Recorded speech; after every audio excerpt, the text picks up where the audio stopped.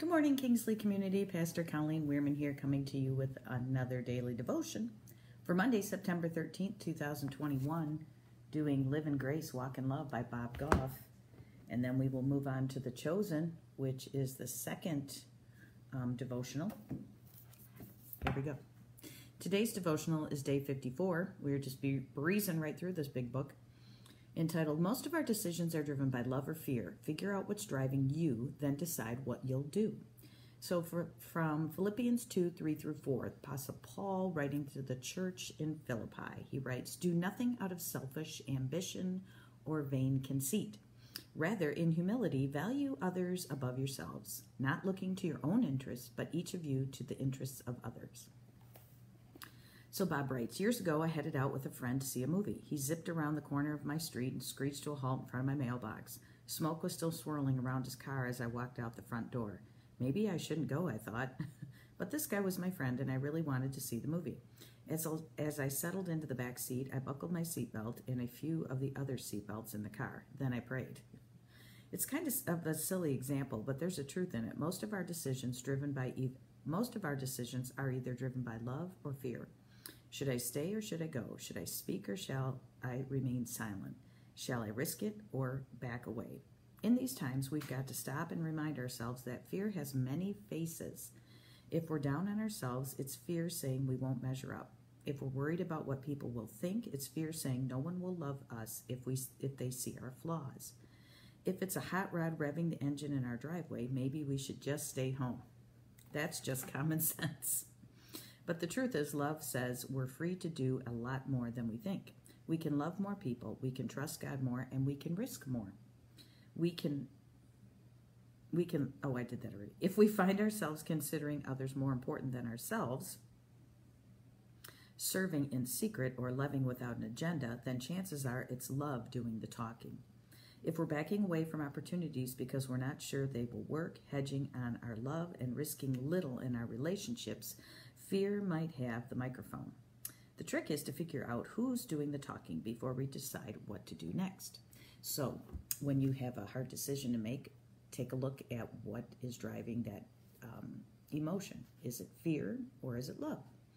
Sometimes when we know through Jesus' life as he walked the earth, he did everything in love, and he continually said, fear not. I mean, it's written hundreds and hundreds of times throughout the New Testament and even in the Old Testament. So, we have to look to see what's driving our emotion. Is it fear? And if it's fear, we need to learn to trust God with it. Now, sometimes fear is appropriate, like getting in the car with somebody who's drunk driving. Don't want to do that. That's, definitely, it's no fight, it's flight. You leave the situation.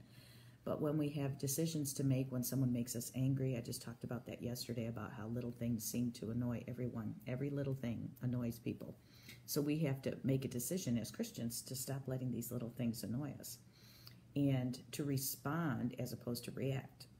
So if we're angry, it's usually based on some kind of fear. So remember, when someone is angry at you, it's some kind of fear that they have. For pastors in a church, it might be they're afraid you're making too many changes, and so they're afraid their church isn't going to look like it used to look, and where will their place be in the church?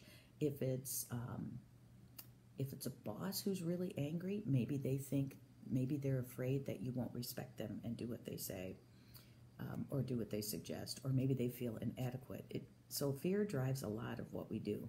So take a look at what it is that you're doing and how you're reacting as opposed to responding, and look at how other people are handing out their anger, handing out their offense. Is it because they're afraid someone's going to take away their rights? Or is it really they're afraid that, they'll look stupid?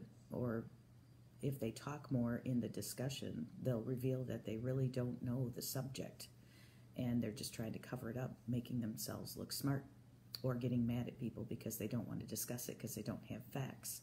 So there's all kinds of reason that people get angry and get short and get short-tempered, and maybe you do too. So we can't really understand what they're doing. We can try to put ourselves in their shoes, and we can try to take some time and gain some understanding, but the one thing we can do is to control ourselves and really look at why we're reacting the way we are. Is it out of fear? Then figure out what you're afraid of and then try to handle that. And I think then we'll respond a little bit better. So he asks a question, Bob does, how is fear getting in the way of you loving others? So maybe you're afraid in your family that someone's going to disown you because you won't do what they want you to do. And maybe that person who wants you to do what they want you to do is because they're afraid that, who knows, maybe they're afraid they're going to lose face. Maybe they're afraid you're going to go walk a different path. You know, a lot of times when parents get angry at teenagers, it's because they're afraid for them. They're afraid they're going to make the same mistakes that the parent did. And the parent knows. So teens, if you're watching, know that the reason that parents usually get angry is because you're doing something that they have seen either themselves do and it turned out badly, or they have seen others do in their lifetime and it's turned out badly. So usually they're just afraid. So take note of that, teenagers, because your parents may act weird or out of date, but they've lived a lot more life than you have. So they know how certain decisions can lead to other decisions and can lead to bad decisions. So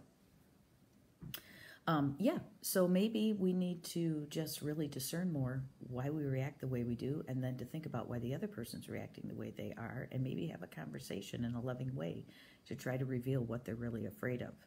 It's time that we start not letting every little anger that somebody rages at us offend us, because a lot of times it's their problem and they're having an issue. So maybe we should respond like Jesus did in love. Have a conversation if you can, or just let it go, because we can always do that. So hopefully this was helpful for you today. I know it was for me, so I will see you back here tomorrow. Have a good day.